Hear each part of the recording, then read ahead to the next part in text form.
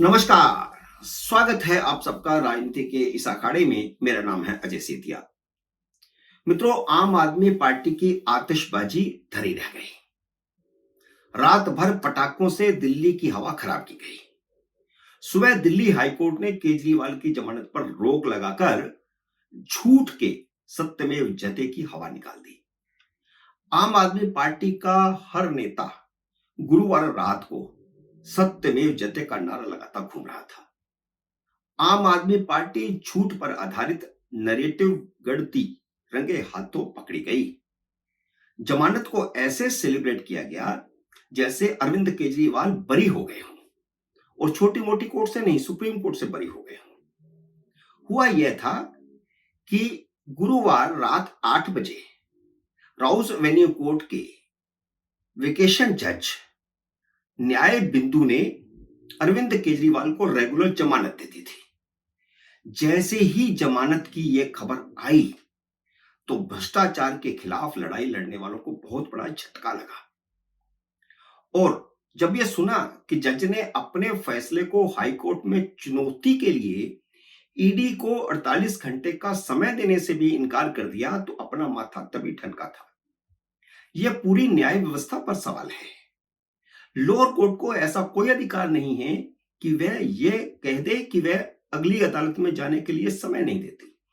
परंपरा यही है, नियम यही है कि लोअर कोर्ट के फैसले को उससे ऊंचे वाली कोर्ट में चुनौती दी जाती है, फिर उससे ऊपर से सुप्रीम कोर्ट तक केस जाता है, और यह उसका अधिकार है जिसके खिलाफ फैसला दिया गया है कि वह अगली अदालत में जाए।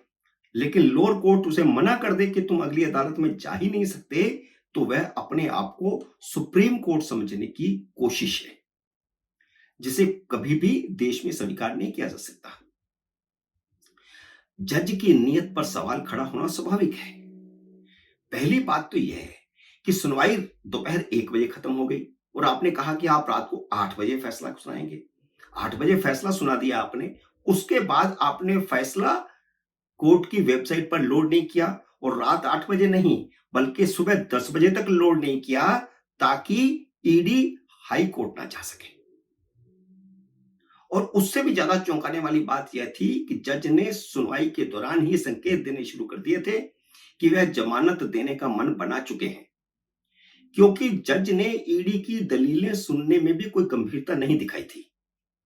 ईडी ने कोर्ट में नई बात कही थी कि केजरीवाल ने खुद 100 करोड़ रुपए की रिश्वत मांगी थी, और जो 100 करोड़ रुपया मिला उसमें से 45 करोड़ का मनी ट्रेल मिल चुका है। जिसने पैसा पहुंचाया वह अपनी गवाही दे चुका है, जिसने पैसा वसूल किया वह भी अपनी गवाही दे चुका है। और यह बात एएसजी राजू ने हाईकोर्ट के सामने भी रखी है कि जज ने उनकी दलीलें सुनने का मौका ही उन्हें नहीं दिया। आखिर ये जुगाड़ कैसे हो जाता है कि जिस मामले में सुप्रीम कोर्ट सुनवाई कर रहा है उस मामले में लोअर कोर्ट का जज इतना घमंडी कैसे हो जाता है कि वह केंद्रीय एजेंसी ईडी की दलील सुनने से भी आनाकानी करे। एएसजी राजू ने हाई कोर्ट में खुलकर कहा है कि वेकेशन जज ने उनकी दलीलें पूरी तक नहीं होने दी, कागज तक नहीं देखे, दस्तावेज नहीं देखे, हमें रिज्वाइंडर देने का अवसर नहीं दिया। यह बिल्कुल ठीक नहीं है। असल में हाई कोर्ट में एएसजी राजू बहुत गुस्से में थे। उन्होंने लोअर कोर्ट के वेकेशन जज न्याय बिंदु की टिप्पणियों की धज्जियां उड़ाकर रख दी। जज ने केजरीवाल का पक्ष लेते हुए उनके एक गलत बयान को भी गैर विवादित बता दिया था। हैरानी यह है कि वेकेशन जज ने अपने फैसले को अंतिम फैसला बता दिया। उन्हें इतना भी ख्याल नहीं था कि ईडी को हाई कोर्ट जाने का हक है, और जब वह हाई कोर्ट में जाएगी तो उसके व्यवहार को भी उजागर करेगी। जज ने इस बात का भी ख्याल नहीं रखा और ईडी ने कोई लिहाज नहीं किया, करना भी नहीं चाहिए था। एएसजी राजू ने खुलकर हाई कोर्ट में जज के खिलाफ टिप्पणियां की। वेकेशन जज को जमानत क्यों देनी चाहिए थी, यह भी एक सवाल है। जब अरविंद केजरीवाल ने अपनी गिरफ्तारी को ही सुप्रीम कोर्ट में चैलेंज किया हुआ है, जबकि दिल्ली हाई कोर्ट उनकी गिरफ्तारी को वैध ठहरा चुकी है। क्या दिल्ली हाई कोर्ट ने बिना किसी आधार के गिरफ्तारी को वैध ठहराया था? यह दूसरी बार नोट किया गया कि अरविंद केजरीवाल के वकील वह मौका ढूंढते हैं जब उसके केस की सुनवाई कर रहा जज ड्यूटी पर ना हो। जब केजरीवाल अपनी जमानत अवधि बढ़ाना चाहते थे तो वह 24 मई शुक्रवार तक सुप्रीम कोर्ट नहीं गए, क्योंकि शुक्रवार तक उनको 20 दिन की जमानत देने वाले जस्टिस दीपांकर दत्ता और जस्टिस खन्ना वेकेशन ड्यूटी पर थे और वह जमानत की अवधि नहीं बढ़ाते, क्योंकि जब जमानत दी जा रही थी उस वक्त भी उन्होंने 9 जून तक जमानत मांगी थी, लेकिन कोर्ट ने उन्हें 9 जून तक की जमानत नहीं दी थी, 2 जून तक की दी थी। इसलिए वह उस कोर्ट में गए ही नहीं। और सोमवार को जैसे ही दो दूसरे जज ड्यूटी पर आए, सिंघवी ने केजरीवाल की जमानत अवधि का 1 हफ्ता बढ़ाने का याचिका लगा दी। पर उस जज ने याचिका सुनने से ही इनकार कर दिया और पूछा कि आपने शुक्रवार को याचिका क्यों नहीं लगाई थी। तो यह वकील की नीयत पर भी सवाल उठाया गया था। लेकिन यहां राउस एवेन्यू कोर्ट में कांड हो गया। हाई कोर्ट ने केजरीवाल की रिहाई टालकर भ्रष्टाचार के खिलाफ लड़ाई को कमजोर होने से बचाया है। हालांकि यह नहीं कह सकते कि हाई कोर्ट क्या फैसला लेगा और हाई कोर्ट के बाद फिर सुप्रीम कोर्ट में मामला जाएगा, तो ये जमानत इतना आसान नहीं है, क्योंकि सिसोदिया के मामले में भी लोअर कोर्ट से लेकर के सुप्रीम कोर्ट तक गए, सुप्रीम कोर्ट ने जमानत नहीं दी, रिव्यू पिटीशन में भी जमानत नहीं मिली, क्यूरेटिव पिटीशन में भी जमानत नहीं मिली, और यहाँ केजरीवाल को ऐसे नीचे से अदालत से कैसे जमानत मिल सकती है। इसलिए यह मामला भी हाई कोर्ट में नहीं बल्कि सुप्रीम कोर्ट में ही जाएगा ही जाएगा। उसमें आगे क्या बात होती है, क्या फैसला होता है, यह समय बताएगा। लेकिन आम आदमी पार्टी और उसके इकोसिस्टम में आग लग गई है। जैसे हाईकोर्ट में ये मामला पहुंचा और बिना इसके कि वेबसाइट पर फैसला चढ़ा ही नहीं था लोअर कोर्ट का, और हाई कोर्ट में फैसला मामला पहुंच गया, तो उनके इकोसिस्टम में पूरी तरह आग लग गई।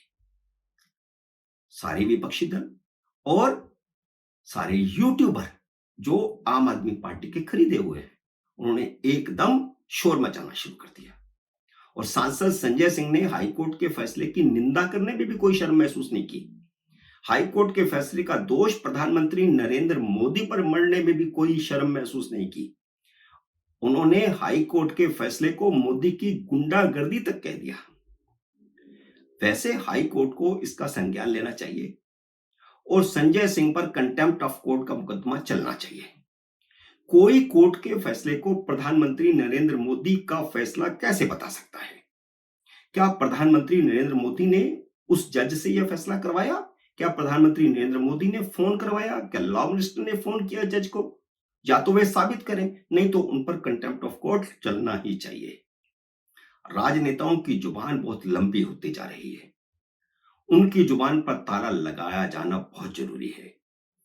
जैसे अरविंद केजरीवाल लोअर कोर्ट और हाई कोर्ट के फैसलों के खिलाफ सुप्रीम कोर्ट गए हैं, वैसे ही ईडी को भी पूरा अधिकार है कि वह लोअर कोर्ट के फैसले जल्दबाजी में लिए गए बल्कि फैसले को हाई कोर्ट में चुनौती दे।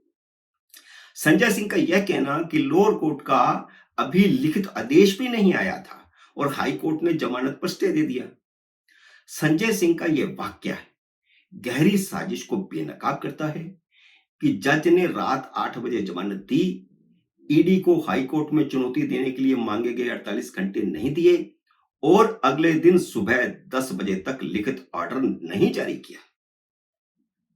और जो मैंने इकोसिस्टम की बात करता हूं तो उसमें अरविंद केजरीवाल की पत्नी सुनीता भी शामिल है। सुनीता केजरीवाल ने हाई कोर्ट के स्टे पर पूरी तरह सकपकाते हुए कहा कि क्या उनका पति आतंकवादी है। तो श्रीमती सुनीता केजरीवाल जी, भ्रष्टाचार भी भारत के लिए उतना ही खतरनाक है जितना आतंकवाद है।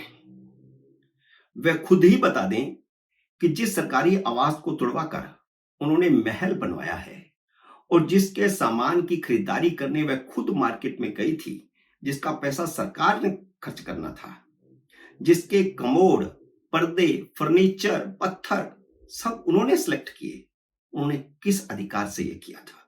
क्या अधिकार था उनको? क्या वह चीफ मिनिस्टर का व्यक्तिगत आवास बन रहा था? वह सरकारी आवास था। खरीदारी करने का पूरा अधिकार पीडब्ल्यूडी के अधिकारियों का था, उनका नहीं था। तो ये भी भ्रष्टाचार है। तो भ्रष्टाचार आतंकवाद जितना ही खतरनाक है। मित्रों, उम्मीद है मेरा ये वीडियो आपको पसंद आया होगा। इसे लाइक और शेयर कीजिए। अगर आपने मेरे यूट्यूब चैनल को अब तक सब्सक्राइब नहीं किया तो कृपया सब्सक्राइब करके अपना आशीर्वाद दीजिए। जल्द ही मिलते हैं अगले वीडियो में किसी अन्य विषय के साथ। तब तक नमस्कार।